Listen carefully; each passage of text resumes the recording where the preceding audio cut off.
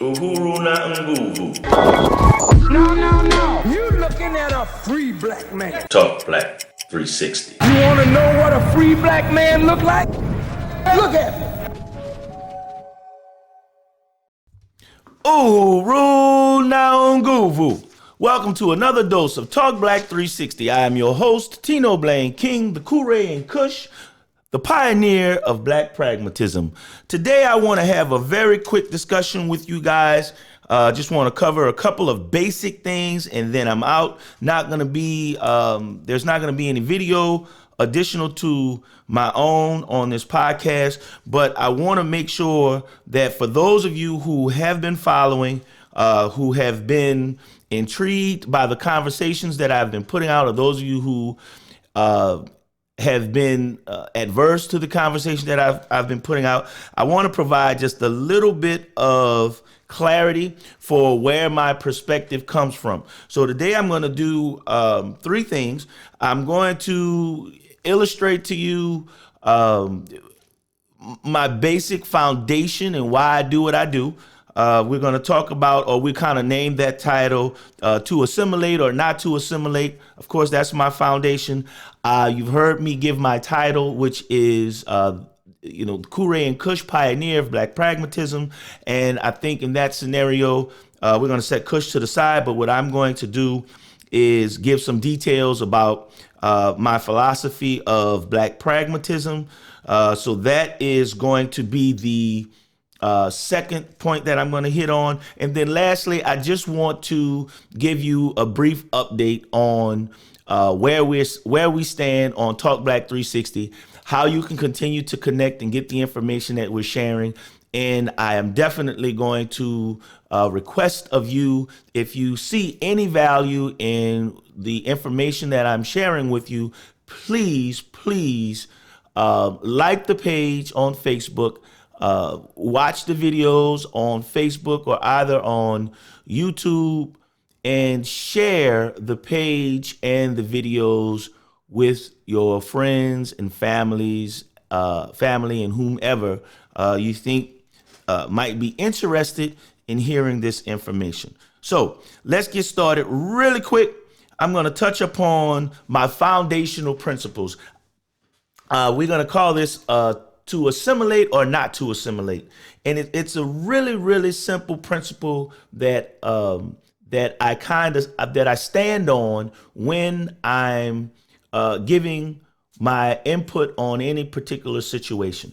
To assimilate or not to assimilate is very simple. There's a divide amongst Black people for those who are conscious to even think about this scenario. Most of us wake up in the morning and we get on our day-to-day grind. We're involved in a process of survival, and we never even think past what's right in front of our face. But for those of you who are like myself, who are critical and in-depth thinkers, this is what basically divides a lot of Black people on the thought process of dealing with the things that we deal with in this country. So assimilate or not assimilate. So there's a large faction of Black people who feel like our best way forward is just to abide by the American process of law and seek opportunity in America and become a better citizen and work towards making America a better and more equitable country. There's a lot of Black people that feel that way. I don't know if they take into consideration that if America is doing well, then we go forward. If America is not doing well, then as Black people, we go backwards. But we don't need our situation dependent upon America's ebb and flows. We need to independently create the environment and the situation that is in our best interest. And which brings me to the other side of the argument, is those of us who believe that our best way forward is separate, independent, and is normally, that ideology is normally attached to Pan-Africanism. And the first argument that you get when we speak about Pan-Africanism as black people is, the negative one, which is if you Negroes want to go back to Africa, then pack up and go back to Africa. Well, that's kind of a foolish statement, because no one would minimize the reality that black people do have a lot invested in this system in society that we're currently living in. Our ancestors is as embedded and as invested in this country as any other race of people. And in most cases, we're more invested than any other race of people. Having said that, the problem is and will always be, after 400 years of setback, there is an impossible situation to overcome.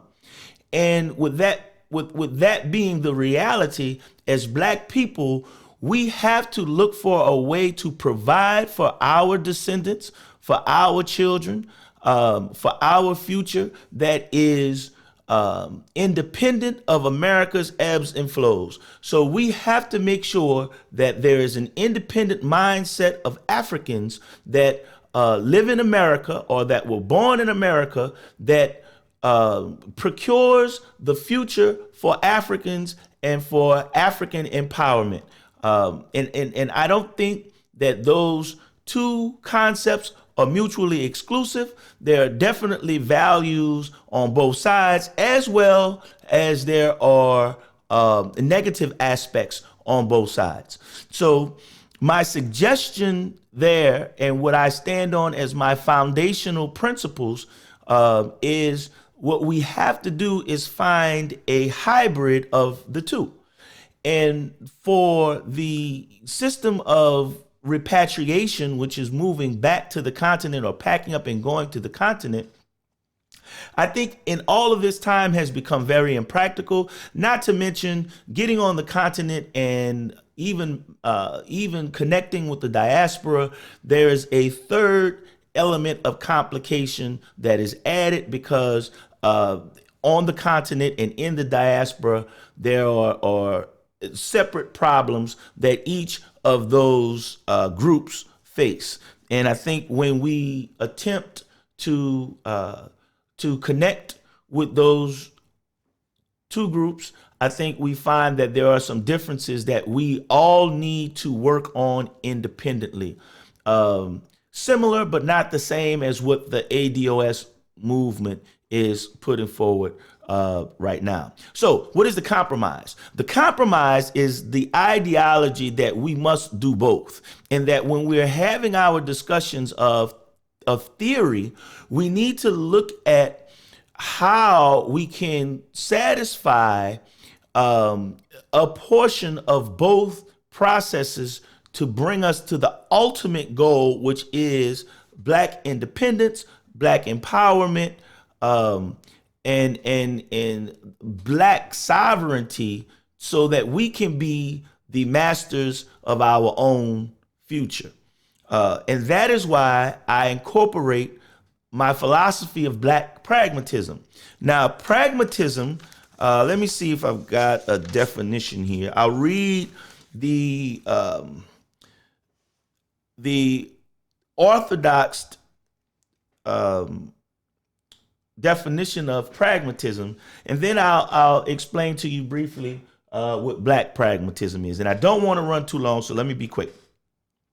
Pragmatism is an approach that assesses the truth of meaning of theories or beliefs in terms of the success of their practical application. So in other words, what pragmatism basically does is says, who cares what your theory is? Here's what we're trying to accomplish. Show me how you do it. And from there, we'll determine which theory is most important, if it's even necessary to argue theories. Let's make results matter. Let's take action and assess through results. So that is basic and raw pragmatism. Now, when we do that, the problem is this pragmatism, the philosophy will tend to be more of an individual-based philosophy. And what it does is it takes into consideration usually what is best for the individual, or even expanding out into your immediate family. I put in Black pragmatism. I add that adjective because when I say Black, I then take the practicality of process and pragmatism and I attach it to our history in society, so that we're not looking for a result that might produce immediate benefits, but produces a long-term problem, or a long-term negative event that we don't want to get ourselves in. So we look at these two scenarios of assimilation or nation building through the lens of pragmatism, which is founded and built on top of the reality of the social construct that we live inside. And this social construct deems us to be different because of the color of our skin. And that causes us to have to acknowledge it in order to overcome that very structural concept in society. We have to overcome that. We can't just ignore it. So with that in mind, that is how most of my theories, that is how most of my arguments, most of my opinions are framed. And as you can tell from what I've presented, I have no regard for this ideology of racism. To love my people and my group. So now that it has been imposed, I love the race that I am in, and I will do everything in my powers and my ability to make sure that our race prospers. And as we prosper in a concept of Black pragmatism, those who see value in that will have no other choice than to attach themselves to it.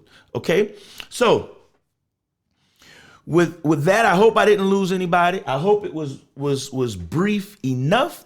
But lastly, I want to just take you to the podcast that I'm currently producing. I think we've got out about 14 or 15 episodes now. They're all on Talk Black 360 on Facebook page, on the Facebook page. You can also find them Talk Black 360 on YouTube. We do have a website, talkblack360.com. The episodes aren't there yet. They'll be going up shortly. And I hope that what will happen is more and more people will subscribe and at least lend an ear to the conscious conversation that I'm trying to, or that I am bringing to the table. And lastly, if it is something that is intriguing to you and you are learning and growing from it, please like the page, subscribe to the channel, and invite your friends, family, and whomever that may also be interested in some of this content. So with that, I want to say that there is another element to this work. That is that we take these concepts and we begin to utilize them in our communities and build in our perspective areas, so that ultimately we do create a sustainable system of Black empowerment. And where that takes us, nobody knows. But I know it's better than having our future in the hands of our sworn enemies, if you will. So until the next time, like I said, like, comment, share with friends. And the only other thing that I suggest you do is stay strong and stay Black. Ashe?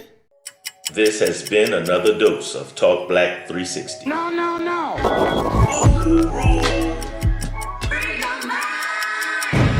You will never be enslaved again by no man.